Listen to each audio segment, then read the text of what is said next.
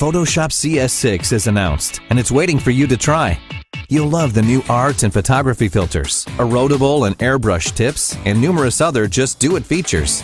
Watch this video and you'll learn all these features and more. Adjusting Photoshop's interface color. The first feature you'll notice in Photoshop CS6 is the dark interface color.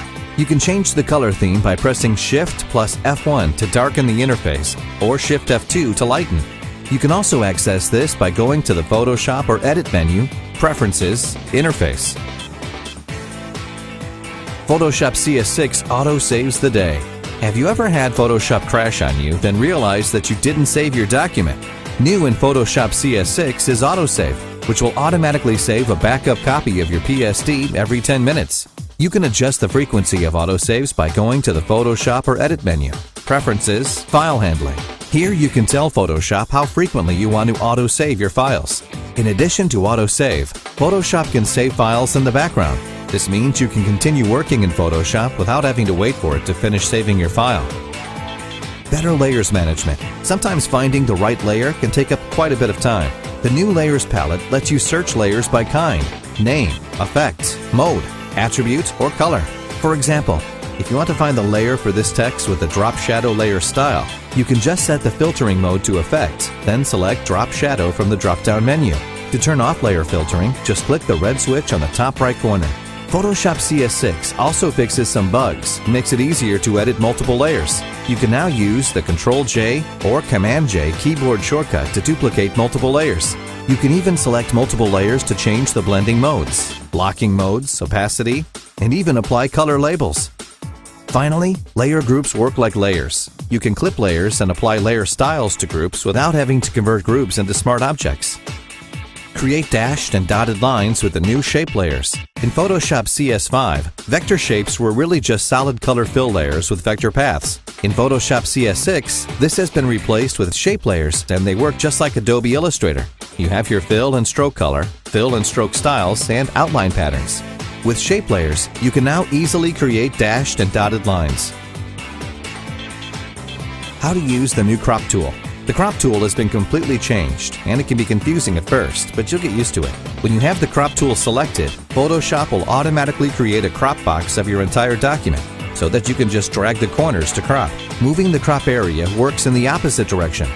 Instead of dragging the crop box like in Photoshop CS5, you would be dragging the image. Think of it as moving a piece of paper around. If you extend the crop box beyond your image boundaries, you'll see a preview of the background. Photoshop will crop your image non-destructively so that you can uncrop your image at a later time. If you want to disable this, checkmark Delete Cropped Pixels in the Options bar. You can also change the Rule of Thirds overlay to one of 5 different overlays in the option bar. Press the O key on your keyboard to cycle through the overlays, but make sure you have the crop area selected before you press O, or else you will switch to the Dodge tool.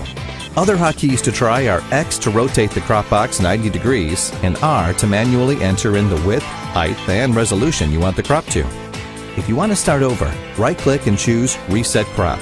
Don't like this new crop tool? You can disable it by going into the tool settings and checkmarking the Use Classic Mode setting. New ways to use content-aware technology. The content-aware fill feature in Photoshop CS5 was great for removing objects, but it can sometimes sample from the wrong areas. Photoshop CS6 resolves this by letting you choose where to sample from.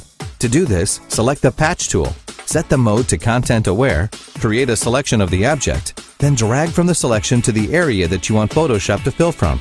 If you're not getting the results you like, you can play around with the adaptation setting in the option bar.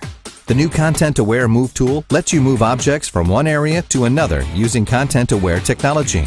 It works great on images with a simple background, but not so great on complex scenes. As with any content-aware tools, you can now set the adaptation setting in the option bar to tell Photoshop how precise its content-aware technology should be. The Content-Aware Move tool also doubles as an extend tool, simply by changing the mode to extend. You can think of it as changing from cut and paste mode to copy and paste. It works the same way as the Content-Aware Move tool. Create a selection of the object, then drag to copy it to the new area. Brush tool. If you're a digital painter, you'll love the new brush feature, erodible and airbrush tips. The erodible brush tips let you draw lines where your brush erodes from thin lines to thick lines, just like a crayon. When it gets too thick, you'll need to sharpen the tip by clicking the Sharpen Tip button on the brush palette. You can set a hotkey for this button by going to Edit, Keyboard Shortcuts. Select Tools from the drop-down menu, then scroll all the way down to find the Sharpen Erodible Tips command. Enter a hotkey that isn't already taken, then click OK. There are also 5 erodible tips you can choose from: point, flat, round, square, and triangle. You can use airbrush tips to simulate the effects of an airbrush. Pressing harder would simulate the airbrush being closer to the paper, which would create thin lines. You can also tilt your brush for angular effects. To use all the features, you'll need a pen tablet with tilt sensitivity, like the Wacom Intuos 5. In addition to the brush tip settings, the maximum brush size has been increased from 2500 to 5000 pixels. There's also a new way to adjust your brush size and hardness. Hold Alt, then right drag anywhere to bring up the live brush settings.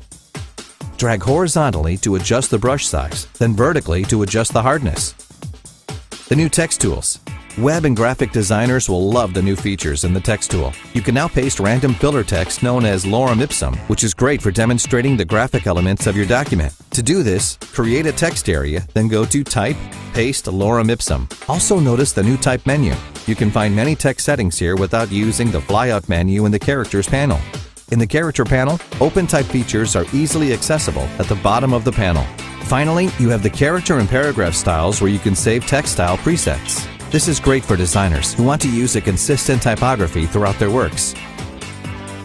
Adaptive Wide-Angle Filter. Photographers now have more control over their wide-angle photos with the new Adaptive Wide-Angle Filter. This filter corrects distortions in ways that the lens distortion filter can't. You can straighten curved edges just by drawing lines, and it works magically.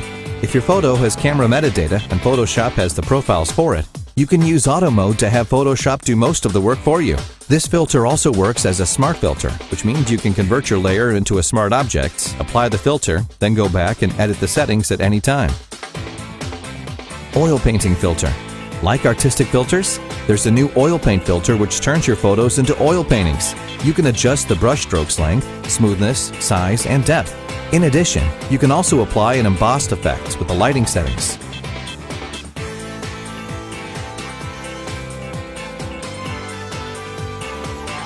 Selective Blurring. Selective blurring has been increasingly popular in the photography world, and Photoshop CS6 makes it even easier to do with these new blur tools. You can apply field blur, iris blur, or tilt shift. Unfortunately, these blur filters are not available as smart filters. Color Lookup Adjustment. There's a new adjustment in the Adjustments palette, and one that everyone will like. The Color Lookup Adjustment looks technical, but when you click on the drop-down menus, you will find presets you can pick from. These are color profiles to simulate the color of films, monitors, and other devices. These profiles are great for video, but you can use them as photo effects for your still images. Photoshop CS6 comes with 32 profiles with the option to load more. Camera Raw 7. Photoshop CS6 uses the same Camera Raw found in Lightroom 4, and it gives better results and more room for recovery. The new process for adjusting images makes more sense. You start from the top and work your way down.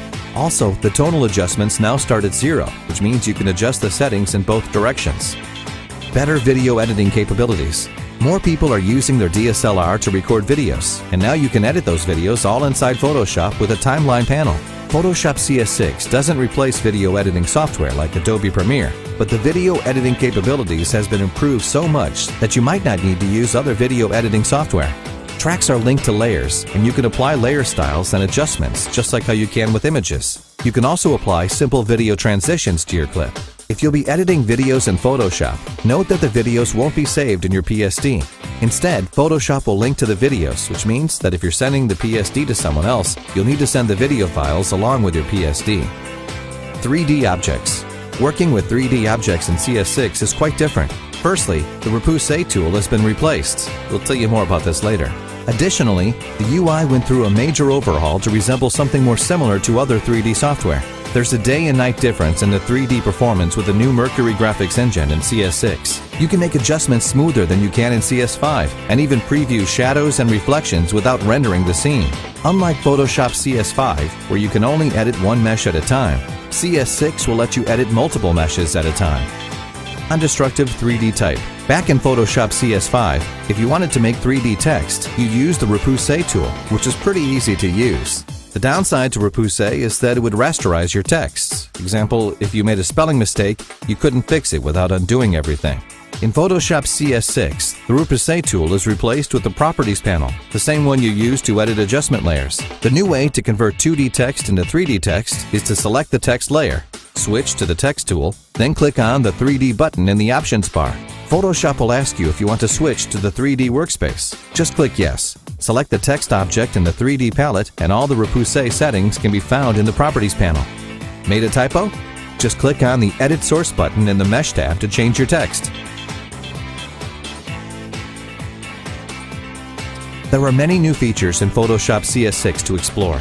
The Liquify tool now uses the Mercury graphics engine so that you can liquefy photos with no lag, and the max brush size has been increased from 1500 pixels to 15,000 pixels. Remember the lighting effects filter in CS5 where you could get a tiny preview window?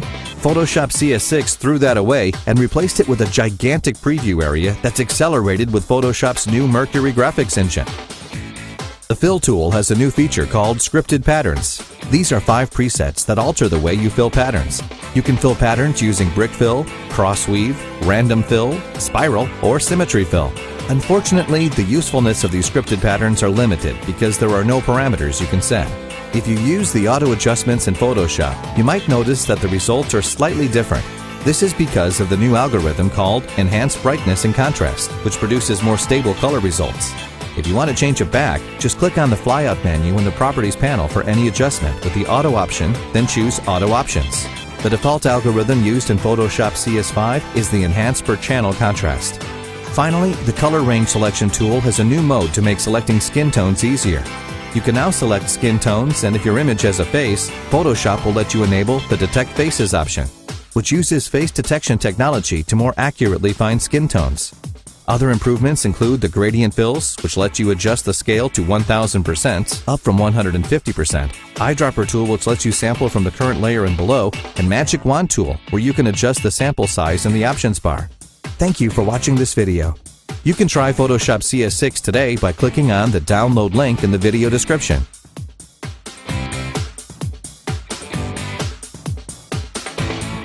Subscribe to us for more great Photoshop tutorials.